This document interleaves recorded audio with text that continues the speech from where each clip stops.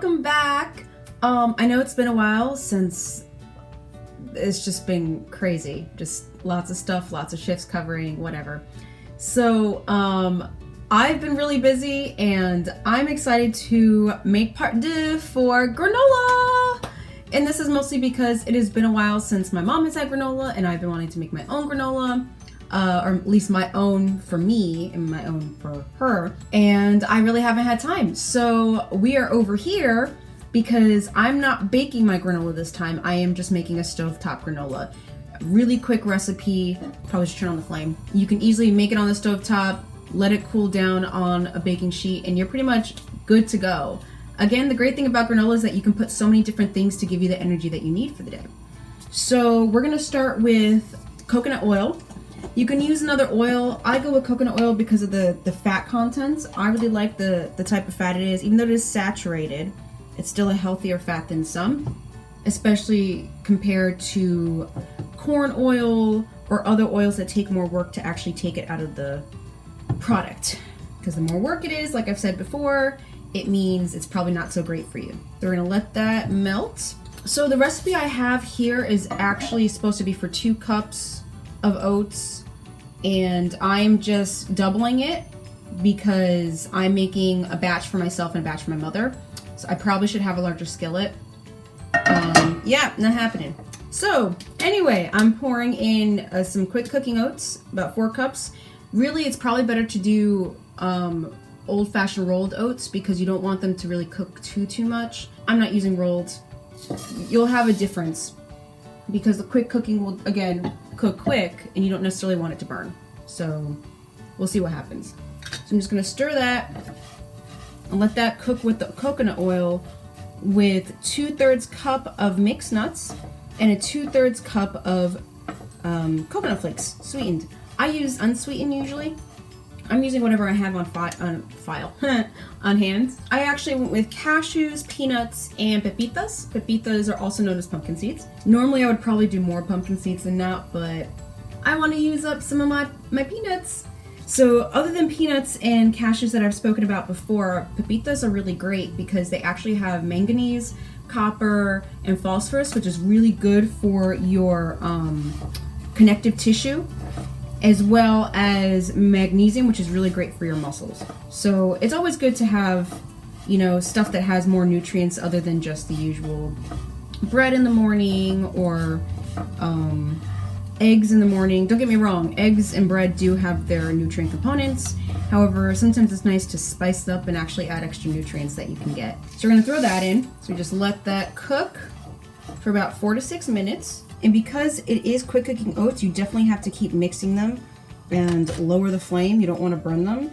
I do have a little bit of a burn on mine, but I think it'll add to the flavor, and it kind of caramelized a little bit the, what's it called? The coconuts flakes, I hope. That's just my wish. I don't know. We'll find out. So it's been about 4 to 6 minutes. So I'm going to put this in another container, off the flame and over the sink so I don't burn myself. Yay! Oh, I'm losing lots of it. Uh-oh. Oh well. Now this needs to not necessarily cool off. We're just going to put it to the side. And now we're going to put the honey and the cinnamon. So I'm just emptying this whole thing because I'm pretty sure I need more than this. Luckily, I do have more. So I will pour more in. That should be enough. And it calls for a ½ teaspoon for the regular recipe, so we're gonna put what I want to put. Of cinnamon. That's the great thing about cooking versus baking. You don't really have to measure so well. It's kind of an experiment. Well, not even kind of, it is an experiment. So I'm gonna take it off the flame a little bit. I don't want it to overheat. But you can see the caramelization already. I can show you. That's the caramel. Or, you know, my version of it. So that's pretty much good to go. So what we're gonna do is we're gonna dump what we just cooked in this same exact skillet back in here. And I'm gonna do it slowly so I can make sure all of it gets coated. I don't wanna burn it anymore, so I just have to be careful, but still mix it well. I don't want it to fall out of the pan, but you don't want it to overcook. So I put the flame on low at this point. Okay, so we're letting this cook for about a minute. And I'm pretty sure I made a recipe basically like this before, but I made peanut butter last time. I just decided to go much simpler.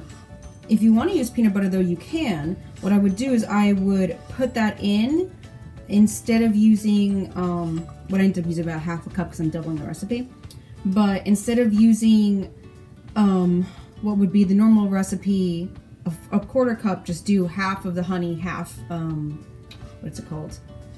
Peanut butter.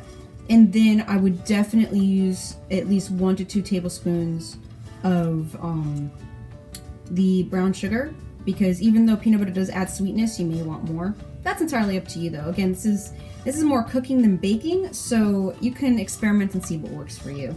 Okay, so I think this has been about a minute. So we're gonna throw the dried in.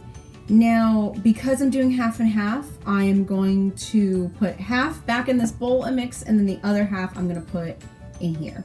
A little more. Okay, so I think I have about half and half, maybe. So I'll put the other half in here, other half in the skillet for now. Hot but tasty. My half, I'm doing banana chips, because it's just a 1/3 cup of dried fruit that you're going to add to the recipe in general. And then the other one, my mom wants to add craisins to hers. To me, regular cranberries are just acrid, so really bitter. Plus, I'm not a big fan of dried fruit in general, but craisins I hear really great things about. Because they are a hybrid of cranberries and raisins, you have a sweeter flavor as compared to cranberries. Plus, you have other benefits from the craisins, or the cranberry part, in general, like higher vitamin C and whatnot.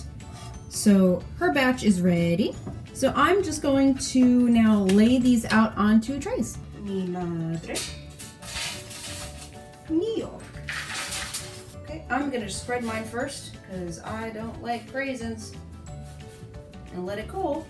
I'll spread this one out and let this one cool. So now we let this cool down for about 5 to 10 minutes.